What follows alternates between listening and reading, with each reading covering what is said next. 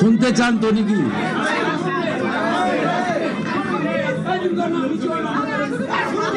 Please আপনাদের সবাইকে ভারতীয় জনতা পার্টি তথা এনডিএর সরকারের প্রথম ক্যাবিনেটের পক্ষ থেকে আন্তরিক ধন্যবাদ এবং অভিনন্দন জানাই। আমরা যে গুরুদায়িত্ব নিয়েছি, চলার পথে সংবিধানের চতুর্থ স্তম্ভ মিডিয়ার একটি গুরুত্বপূর্ণ ভূমিকা রয়েছে।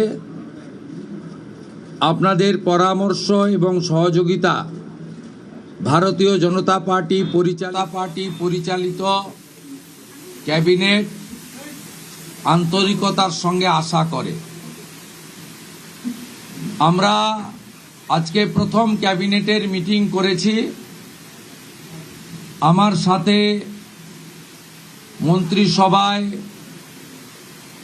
যারা যোগদান করেছিলেন 5 জন আমার অত্যন্ত গুরুত্বপূর্ণ সতীর্থ, সম্মানীয় দিলীপ ঘোষ মহোদয়, সম্মানীয় অগ্নিমিত্রা পাল, সম্মানীয় অশোক কীর্তনিয়া, সম্মানীয় ক্ষুদিরাম টুডু, সম্মানীয় নিশীথ প্রামাণিক আজকের এই ক্যাবিনেটে গুরুত্বপূর্ণ ক্যাবিনেটে অংশগ্রহণ করেছেন। এর বাইরেও মুখ্য সচিবের নিয়ন্ত্রণে সরকারি আধিকারিকরা এবং মুখ্যমন্ত্রীর দপ্তরের উপদেষ্টা সহ অন্যান্যরা ক্যাবিনেটে আমাদের সহযোগিতা করেছেন। আমি গোটা রাজ্যের মানুষকে ডক্টর শ্যামাপ্রসাদ মুখার্জির এই পশ্চিমবঙ্গ ভূমি আপনারা যে গুরুদায়িত্ব আমাদের কাঁধে তুলে দিয়েছেন, মাননীয় প্রধানমন্ত্রী নরেন্দ্র মোদীজির মার্গদর্শনে এই ক্যাবিনেট সুশাসন, সুরক্ষা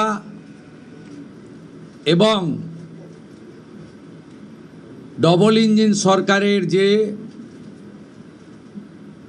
চলার পথ রয়েছে, যা অন্যান্য 20টি রাজ্যে চলছে, সেই পথে অগ্রসর হবে। এটা আমি পশ্চিমবঙ্গের দলমত নির্বিশেষে, বর্ণ ধর্ম নির্বিশেষে বাংলার জনগণকে আশ্বস্ত করতে চাই। এই মন্ত্রিসভা, এই সরকার for the party, by the party, of the party ব্যবস্থা তুলে দিয়ে সংবিধান প্রণেতা প্রাতঃস্মরণীয় ডক্টর বাবা সাহেব আম্বেদকরের সংবিধানের প্রধান যে ভাষা for the people, by the people, of the people ভিত্তিতে চলবে। এবারে কাজের কথায় আসি। আজকে আমরা প্রথম ক্যাবিনেটে 6টা সিদ্ধান্ত নিয়েছি। প্রথম, পশ্চিমবাংলার গণতন্ত্রের যে মহোৎসব হলো, দীর্ঘদিন বাদে মৃত্যুহীন, ভয়মুক্ত, অবাধ নির্বাচন গোটা ভারতবর্ষ কেন, গোটা পৃথিবীর মানুষ দেখল। তাই একটা প্রদেশের নির্বাচন নিয়ে আজকে বিশ্বের বিভিন্ন সংবাদ মাধ্যমে আলোচনা হচ্ছে।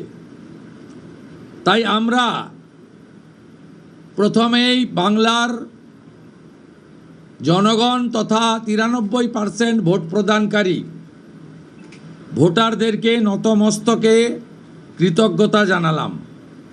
সাথে ভারতের নির্বাচন কমিশনের নিয়ন্ত্রণাধীন ভোট কর্মী, গণনা কর্মী, বাইরের রাজ্য থেকে আসা অবজারভার, কেন্দ্রীয় সুরক্ষা বল, রাজ্য পুলিশ, কলকাতা পুলিশ, সংবাদ মাধ্যম নির্বাচনে প্রতিদ্বন্দ্বী রাজনৈতিক দল প্রার্থী প্রত্যক্ষ পরোক্ষভাবে এই এত বড় কর্মযজ্ঞে অংশগ্রহণকারী প্রত্যেকের প্রতি এই ক্যাবিনেট কৃতজ্ঞতা জ্ঞাপন করে। দ্বিতীয়, আমরা যাদের আত্মবলিদানের মধ্য দিয়ে বিজেপি সরকার প্রতিষ্ঠা হয়েছে, সেই ভারতীয় জনতা পার্টির অকালে ঝরে যাওয়া 321 জন যারা আত্মবলিদান করেছেন তাদেরকে শ্রদ্ধার সঙ্গে স্মরণ করেছি, সমবেদনা জানিয়েছি। তাদের পরিবারের প্রতি এই সরকার দায়বদ্ধ। তারা যেমন হত্যার বিচারও আশা করেন তা আমরা দেব, সাথে সাথে এই পরিবারগুলির সামাজিক এবং অন্যান্য কল্যাণকর সমস্ত দায় দায়িত্ব আমরা এই সরকার কাঁধে তুলে নিলাম। আমাদের দেশের সুরক্ষার প্রশ্ন, পশ্চিমবঙ্গের সুরক্ষার প্রশ্ন এবং যেভাবে জনবিন্যাস বদলে গেছে, আজকে আমরা প্রথম দিনই আমরা কেন্দ্রীয় স্বরাষ্ট্র দপ্তর তথা বিএসএফের সীমান্ত সুরক্ষিত করার জন্য জমি ট্রান্সফার প্রক্রিয়া আমরা আজকে অনুমোদন দিলাম এবং আজ থেকেই ল্যান্ড ট্রান্সফার প্রক্রিয়া শুরু হবে। ভূমি ও রাজস্ব সচিব তাকে এবং মুখ্য সচিবকে দায়িত্ব দেওয়া হলো 45 দিনের মধ্যে বিএসএফের প্রয়োজনীয় জমি হস্তান্তর সম্পূর্ণ করতে হবে, যা আমাদের কেন্দ্রীয় স্বরাষ্ট্রমন্ত্রী নির্বাচনের আগেই বলেছিলেন। এই কাজটা আজকে প্রথম ক্যাবিনেটে আমরা করলাম। মাননীয় প্রধানমন্ত্রী নরেন্দ্র মোদীজি তিনি বলেছিলেন প্রথম ক্যাবিনেট মিটিংয়ে আমরা আয়ুষ্মান ভারতে যুক্ত হব। আমরা আয়ুষ্মান ভারতে যুক্ত হলাম এবং সংশ্লিষ্ট দপ্তর কেন্দ্রীয় স্বাস্থ্য দপ্তরের সঙ্গে প্রয়োজনীয় যে এগ্রিমেন্ট অন্যান্য যে বিষয়গুলি রয়েছে সেটা স্বাস্থ্য সচিব, মুখ্যমন্ত্রীর দপ্তরের উপদেষ্টা এবং মুখ্য সচিব মিলিতভাবে অতি দ্রুত সম্পন্ন করবেন। অর্থাৎ আজ থেকে মাননীয় প্রধানমন্ত্রীর ঘোষিত পশ্চিমবাংলার মানুষের প্রতি যে কমিটমেন্ট আজকে ভারতীয় জনতা পার্টির ক্যাবিনেট সেটা সম্পূর্ণ করলো।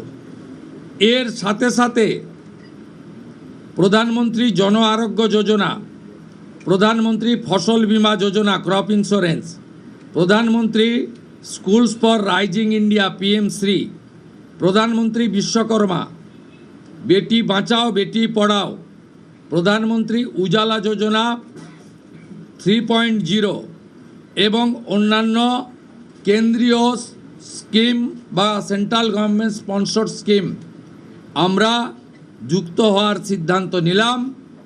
বিশ্বকর্মা যোজনায় আমাদের যারা বিশ্বকর্মা আছেন, হাতের কাজ করেন, আমাদের কামার কুমোর থেকে কুম্ভকার, স্বর্ণকার থেকে মালাকার থেকে তাঁতি থেকে নাপিত থেকে সবাই যারা 8,65,000 আবেদন করে রেখেছিলেন, আগের সরকার যাদের আবেদন জেলা শাসকদেরকে দিয়ে কেন্দ্রের MSME দপ্তরে পাঠাতে দেননি, আমরা দ্রুত ওই 8,65,000 পিটিশনকে পাঠানোর ব্যবস্থা নিলাম।